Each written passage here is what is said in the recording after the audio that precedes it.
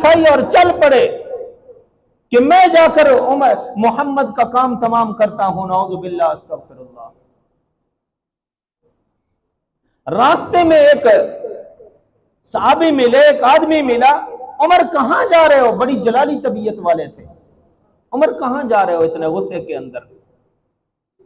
कहा कि मैं उस मोहम्मद को खत्म करने जा रहा हूं, नऊज़ु बिल्लाह, जिसका कलमा हमारे लोग जब पढ़ते हैं, जब उसकी बात सुन लेते उसके हो जाते हैं। अपने आबा व अजदाद के दीन को छोड़कर चले जा रहे हैं।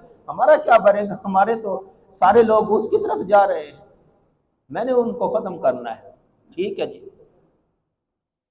उस आदमी ने कहा कि उमर, पहले अपने घर की खबर तो लो, अपनी बहन और अपने बहनों की खबर तो लो। तुम मोहम्मद को तो खत्म करने जा रहे हो, उसी मोहम्मद का कुरान, उसी मोहम्मद का कलमा तेरी बहन ने पढ़ लिया है। अच्छा, बड़े गुस्से में आए, वहां से रास्ता बदल लिया, आगे जाने की बजाय पीछे मुड़े। तारीख इस बात की गवाह है,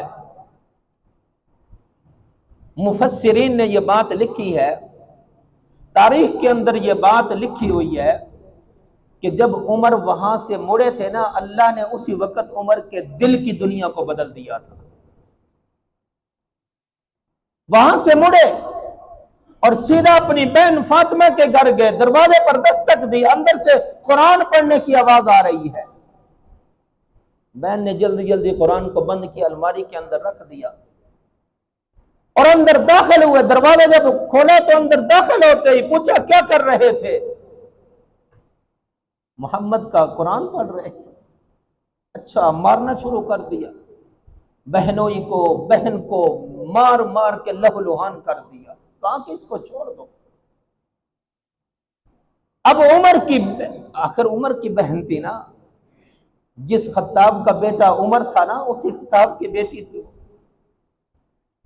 बहन फातिमा ने कहा कि उमर, जिस खत्ताब का तू बेटा है, मैं भी उसी खत्ताब की बेटी हूं। आज मर तो सकती हूं, ना कुरान को छोड़ सकती हूं, ना कुरान वाले को छोड़ सकती। अच्छा, उमर ने सोचा कि औरत बड़ी कमजोर होती है। ऐसी कौन चीज है, ऐसी कौन सी वजह है जिसकी वजह से मेरी बहन मार तो खा रही है, लहूलुहान हो रही है, लेकिन उसको छोड़ने के लिए तैयार नहीं। वो मुझे भी जरा दिखाओ।